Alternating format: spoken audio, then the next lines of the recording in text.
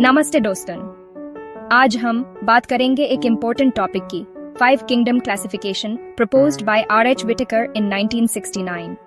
ये classification system biology का base है और आज हम इसे एकदम सिंपल इंग्लिश में समझेंगे। चलिए शुरू करते हैं। Part 1, Whittaker's 5 kingdoms. R.H. Whittaker ने लिविंग ऑर्गेनिजम्स को 5 अलग अलग किंगडम्स में डिवाइड किया। Monera Protista, fungi, Plantae, Animalia.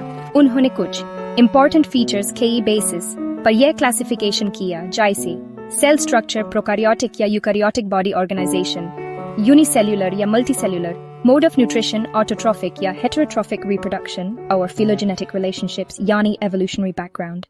Part 2, issues with old classification.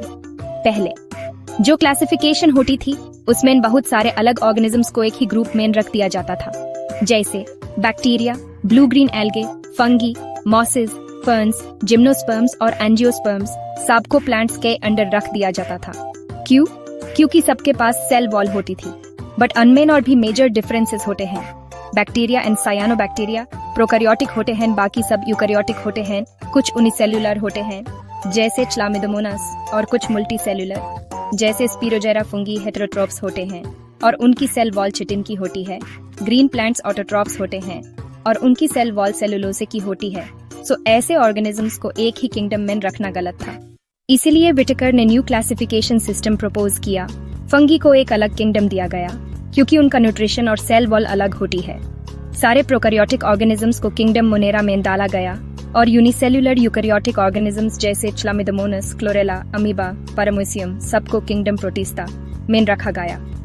ये नए ग्रुपिंग इसलिए की गई क्योंकि क्लासिफिकेशन के क्राइटेरिया चेंज हुए और नए फीचर्स कंसिडर किए गए। Cell type, nutrition, evolutionary relationships.